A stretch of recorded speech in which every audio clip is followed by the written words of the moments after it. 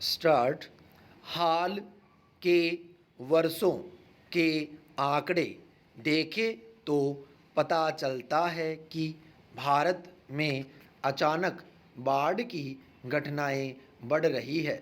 हिमाचल प्रदेश में पिछले हफ्ते अचानक आई बाढ़ ने भविष्य के उन खतरों के बारे में फिर चेता दिया है जो आने वाले वर्षों में बादल फटने, हिमस्खलन, झीलों के फटने और ज़मीन धंसने जैसी पर्यावरणीय घटनाओं से हिमालयी राज्यों को परेशान करने वाले हैं।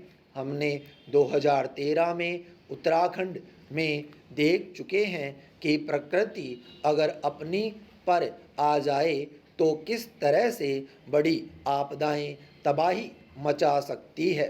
लेकिन क्या ऐसी प्राकृतिक आपदाओं की आवृत्ति और क्षति को कम करना संभव है? हालांकि पूरी तरह से तो प्राकृतिक घटनाओं को रोक पाना संभव नहीं है, पर मानव द्वारा ऐसी विनाशकारी घटनाओं के खतरों को कम करने के लिए कुछ उपाय तो किए ही जा सकते हैं। पैरा।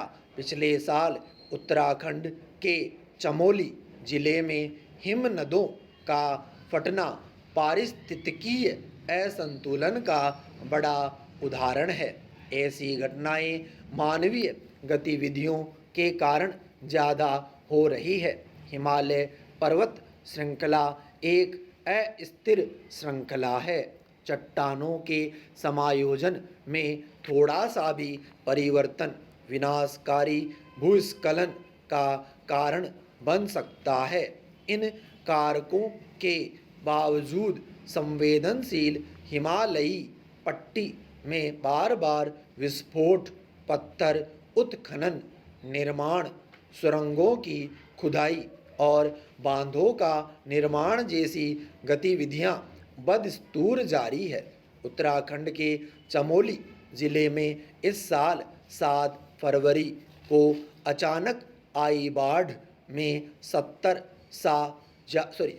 से ज़्यादा लोगों की मौत हो गई थी और कम से कम 200 लोग लापता हो गए थे। बड़े पैमाने पर बर्फ और चट्टानें ऊपर से बहते हुए कई किलोमीटर नीचे चले आए थे।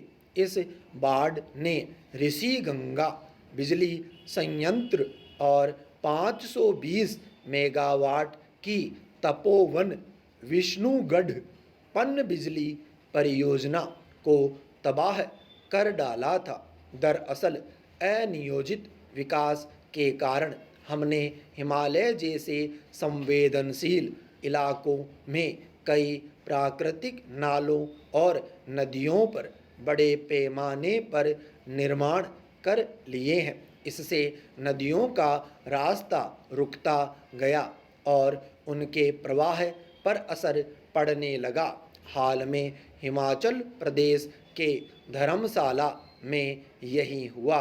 भारी बारिश के कारण कांगड़ा जिले के ऊपरी धर्मशाला में बाढ़ आ गई। अचानक आई इस बाढ़ में खड़ी कारें बहने लगी और कई मकान ढह गए। पैरा। दरअसल भारत जलवायु परिवर्तन की मार झेल रहा है। औसत वैश्विक तापमान में वृद्धि के साथ साथ बारिश में भी बदलाव दिख रहा है। पिछले कुछ सालों में ऐसी चिंताजनक प्रवृत्ति विकसित हो गई है जिसमें विस्तारित अवधि के लिए बारिश नहीं होती और फिर अचानक से अत्यधिक बारिश हो जाती है। कई जगहों पर बादल फट रहे हैं, बिजली गिरने की घटनाएं बढ़ रही है। अचानक बारिश से बाढ़ और भूस्खलन जैसी आपदाएं भी तेजी से बढ़ी है। इससे जान माल का नुकसान तो होता ही है, कृषि भूमि को काफ़ी नुकसान पहुंचता है। उपग्रह से प्राप्त चित्रों से पता चलता है कि हिमनद झीलों के निर्माण में वृद्धि के साथ साथ अचानक बाढ़ का खतरा भी बढ़ रहा है। हिमाचल प्रदेश में बारिश ने जो कहर बरपाया वह प्रकृति के नाराज होने का प्रमाण है। जलवायु परिवर्तन आकलन रिपोर्ट के अनुसार वैश्विक तापमान में वृद्धि से 21वीं सदी के अंत तक यानी 2071 से 2100 के बीच भारत में बाढ़ की घटनाओं में भयानक रूप से तेजी आएगी। हिमालयी पट्टी में 2.6 डिग्री सेल्सियस तक तापमान में वृद्धि का अनुमान है। 2030 तक गर्मी की तीव्रता में 2 से 12% की वृद्धि होने की संभावना है। इससे अचानक बाढ़ की घटनाएं बढ़ेंगी। बाढ़ से जगह जगह जमीन धंसने का भी खतरा बढ़ेगा। कुल मिलाकर इन सारी प्राकृतिक आपदाओं का असर कृषि पर पड़ता है, जिससे खाद्य सुरक्षा को खतरा पैदा होता है। पैरा ध्रुवीय क्षेत्रों के बाहर ग्लेशियर ताजे पानी का सबसे बड़ा स्रोत होते हैं। हिमालयी क्षेत्र में हिमपात और हिमनद पूरे उपमहाद्वीप में विभिन्न नदियों के लिए पानी के बड़े स्रोत हैं। ये स्रोत ब्रह्मपुत्र, सिंधु और गंगा जैसी नदियों में पानी के सतत प्रवाह को बनाए रखते हैं। 1 अरब से अधिक लोगों का जीवन इन नदियों पर ही निर्भर है। वैश्विक तापमान में वृद्धि के साथ हिमालय के ग्लेशियर द्रव्यमान और सतह क्षेत्र दोनों में लगातार कम हो रहे हैं। हिमनदों के सिकुड़ने का पता उस छोटे हिमयुग के समय से भी लगाया जा सकता है जो लगभग 700 साल पहले शुरू हुआ था। तब से दुनिया वैश्विक तापमान में अभूतपूर्व वृद्धि देख रही है। ग्रीन हाउस गैसों के बढ़ते स्तर से 20वीं शताब्दी में तापमान में वृद्धि और तेजी से हुई। 1980 के दशक के बाद से तापमान ग्राफ तेजी से बढ़ा।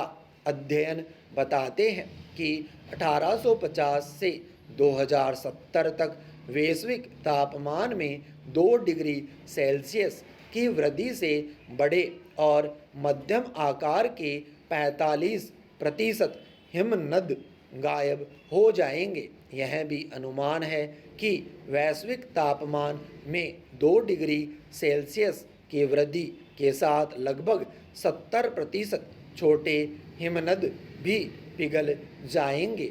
घटते हिमनदों के कारण हिमालय क्षेत्र में झीलें बनती जा रही है। 2005 में अकेले उत्तराखंड में लगभग 127 ऐसी हिमनद झीलों को सूचीबद्ध किया गया था।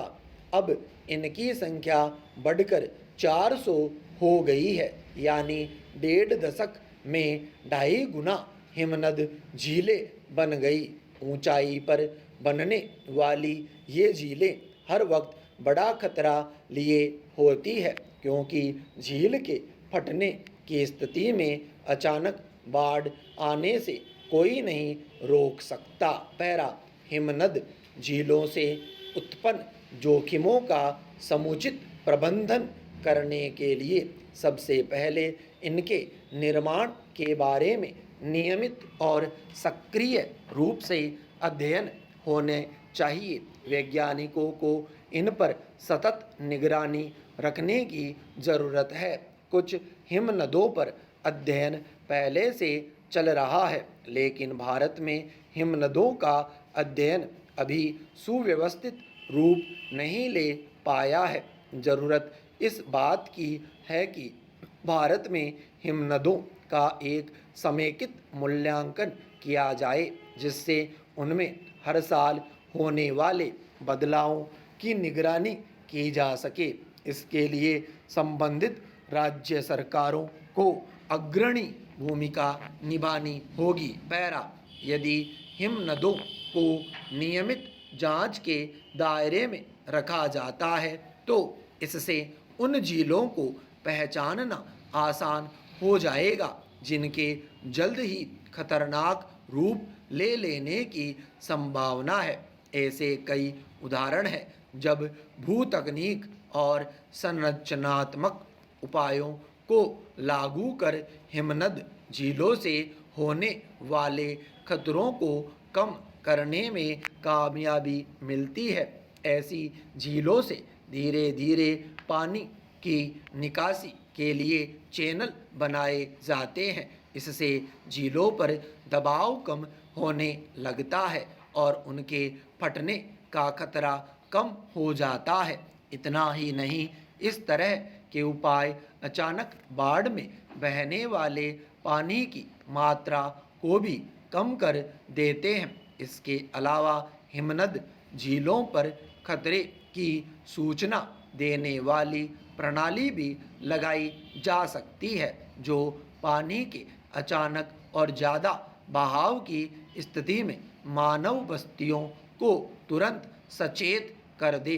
किसी भी महत्वपूर्ण परियोजना को शुरू करने से पहले हर पर्यावरणीय आकलन में हिमनदों को अनिवार्य रूप से शामिल किया जाना चाहिए। उदाहरण के लिए बांध निर्माण से पहले पर्यावरणीय प्रभाव आकलन रिपोर्ट में उस क्षेत्र के हिमनदों के लिए बांध के संभावित खतरों को शामिल करना चाहिए। आकलन रिपोर्ट में पूरे जल ग्रहण क्षेत्र पर ध्यान देना चाहिए। यदि एहतियाती उपायों को गंभीरता से नहीं लिया जाता है तो बेतरतीब विकास मॉडल को चुनौती नहीं दी जाती है तो वह समय दूर नहीं जब हमारा जीवन उन हॉलीवुड फिल्मों के दृश्य को प्रतिबिंबित करेगा जिनमें अंत में पृथ्वी को खत्म होते हुए दिखाया जाता है। विराम स्टॉप।